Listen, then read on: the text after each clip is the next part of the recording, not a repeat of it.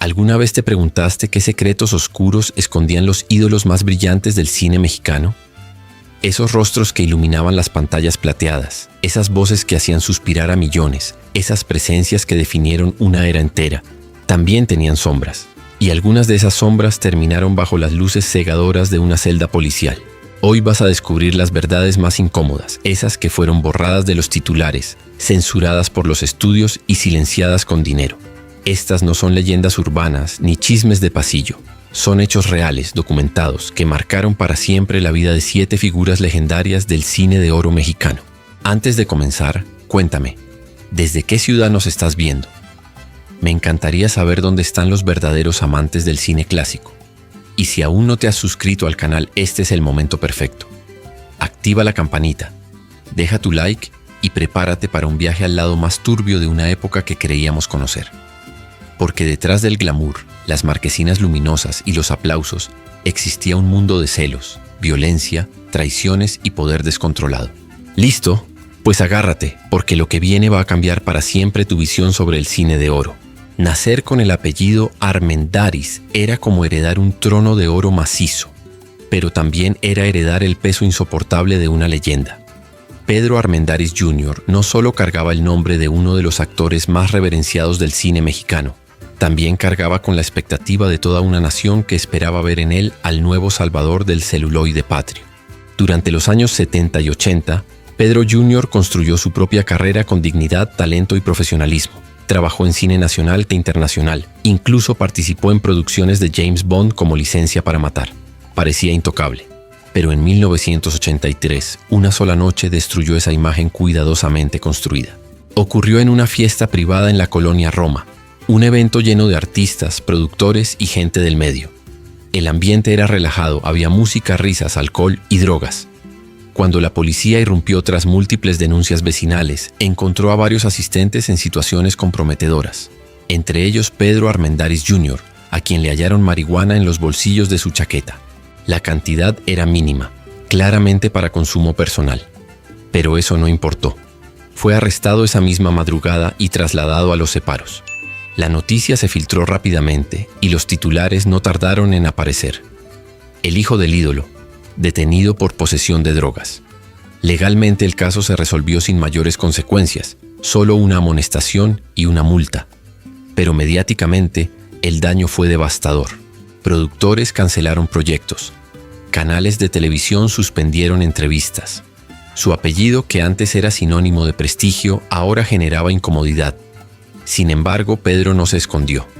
Años después confesó con honestidad brutal: me equivoqué, me dejé llevar. Pero no soy solo mi padre, tampoco soy ese error. Soy yo. Le tomó tiempo, pero logró reconstruir su carrera interpretando personajes más complejos, más oscuros, que parecían reflejar sus propias batallas internas. Porque a veces la verdadera redención no está en negar tus errores, sino en aprender a vivir con ellos sin que te definan. Rodolfo de Anda era la personificación del héroe del western mexicano. Con su bigote perfectamente recortado, su Stetson impecable y esa mirada que congelaba a cualquiera, era el hombre que defendía al débil, el que siempre hacía justicia. En más de 100 películas, Rodolfo fue el vaquero indomable que cabalgaba hacia la victoria. Pero fuera de cámara, su temperamento no era tan heroico. En 1977, mientras conducía su lujoso auto deportivo por el periférico sur de la Ciudad de México, un joven motociclista hizo una maniobra temeraria que obligó a De Anda a frenar bruscamente. Lo que pudo haber sido un simple susto se convirtió en tragedia. Testigos afirman que Rodolfo, cegado por la ira, persiguió al motociclista durante varias cuadras. Cuando lo alcanzó en un semáforo, bajó la ventanilla y lo insultó. El joven, lejos de intimidarse, le respondió con groserías e incluso le pateó el auto. Fue entonces cuando Rodolfo de Anda hizo lo impensable. Aceleró a fondo y lo embistió directamente, lanzándolo varios metros por los aires. El motociclista sobrevivió de milagro, pero quedó gravemente herido con fracturas múltiples en piernas, brazos y costillas. La policía llegó en minutos y Rodolfo fue arrestado en el lugar. No opuso resistencia. Según reportes, solo dijo: "Se lo ganó". Fue acusado de intento de homicidio y pasó 15 días en prisión preventiva en el reclusorio sur. La prensa, que ya no protegía a las estrellas como antes, se lanzó con todo. De héroe a criminal. El vaquero que perdió el control. Finalmente se llegó a un acuerdo extrajudicial. La familia del joven aceptó una fuerte indemnización económica y los cargos fueron retirados. Rodolfo de Anda siguió actuando, pero su imagen quedó marcada para siempre. Quienes lo conocían aseguran que nunca volvió a manejar con la misma soltura. Porque un héroe en pantalla puede disparar y salir ovacionado, pero en la vida real, cuando usas tu auto como un revólver, el mundo no te aplaude. Te encierra. Víctor Junco no necesitaba gritar para imponer respeto. Su presencia era magnética, su voz serena y profunda, su mirada penetrante. Era el villano elegante, el seductor peligroso que susurraba amenazas en lugar de vociferarlas.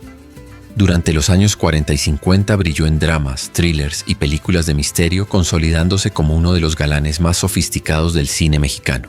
Pero detrás de esa fachada pulida existía un hombre profundamente celoso, posesivo y controlador. En 1952, Junco mantenía una relación con una joven actriz 20 años menor que él. Ella lo admiraba, pero también quería libertad para crecer profesionalmente. Eso bastó para desencadenar el infierno. Según personas cercanas a la pareja, la relación era tóxica. Víctor revisaba llamadas, la seguía a todas partes, incluso se sentaba en los camerinos durante las grabaciones. Las discusiones eran constantes y violentas, hasta que una noche todo explotó. Vecinos del edificio en la colonia Roma escucharon gritos desgarradores, golpes y luego un ruido seco. Cuando salieron al pasillo, encontraron a la joven actriz tirada en las escaleras, inconsciente y ensangrentada. Fue trasladada de urgencia al hospital con fracturas en el brazo, heridas graves en la cabeza y múltiples contusiones.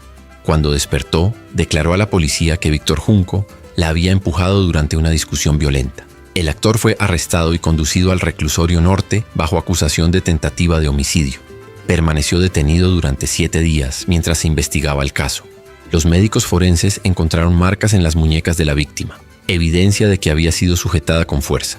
Sin embargo, bajo presiones externas y tras recibir una suma millonaria, la joven retiró todos los cargos y abandonó México para siempre, dejando atrás su carrera y sus sueños. Víctor Junco fue liberado, pero su carrera nunca se recuperó. Directores lo evitaban, actores jóvenes se negaban a trabajar con él. Murió años después en soledad con muy pocos alrededor. Porque hay cárceles de barrotes, pero también existen cárceles de silencio y repudio. José Elías Moreno tenía una presencia abrumadora. Su voz gruesa, su rostro severo y esa autoridad natural lo convirtieron en el padre estricto, el cacique implacable, el villano temible en decenas de películas del cine de oro. Pero lo que muchos ignoraban es que ese carácter dominante no era solo actuación. Fuera de cámara, José Elías era igual o más explosivo que sus personajes. En 1957, durante la celebración del cierre de un rodaje en Guadalajara, José Elías Moreno se encontraba en un restaurante exclusivo acompañado de otros actores. El alcohol corría sin parar: tequila, brandy, mezcal. El ambiente era eufórico, pero también denso. Ya entrada la madrugada, Moreno pidió otra ronda de botellas. El mesero, con educación pero firme, se negó explicando que por reglamento del local no podían servir más alcohol a clientes en estado inconveniente. Eso fue suficiente. Testigos afirman que José Elías se levantó furioso. Tomó una botella vacía y la estampó contra la cabeza del mesero. El joven cayó al suelo ensangrentado mientras Moreno comenzaba a romper sillas, patear mesas y lanzar vasos contra las paredes gritando: ¿sabes quién soy yo?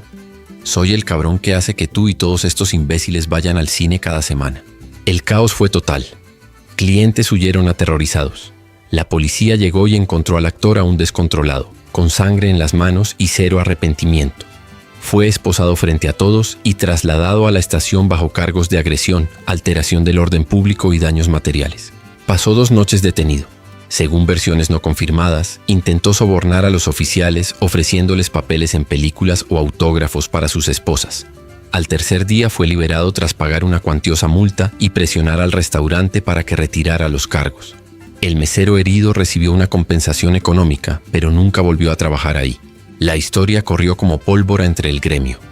A partir de ese momento, José Elías Moreno ya no era solo el actor fuerte, era el hombre al que había que temer también fuera del set. David Silva era el rostro del hombre común. No era el galán de traje elegante ni el aristócrata perfecto. Era el tipo de abajo, el que luchaba, el que sufría. Su papel en Campeón sin corona lo catapultó al corazón del pueblo mexicano porque era como ellos, auténtico, vulnerable, humano. Pero esa misma intensidad que hacía brillar sus actuaciones también lo perseguía en su vida personal. En 1965, David Silva ya no era el joven promesa, pero seguía siendo una figura respetada. Estaba casado con una mujer discreta del medio artístico. Sin embargo, las discusiones eran frecuentes, especialmente cuando él bebía, y una noche todo estalló.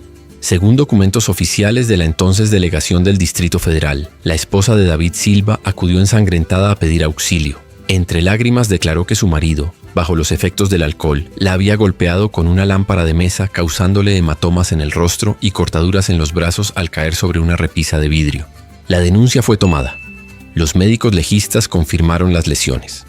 David Silva fue arrestado esa misma madrugada en su hogar de la Colonia del Valle.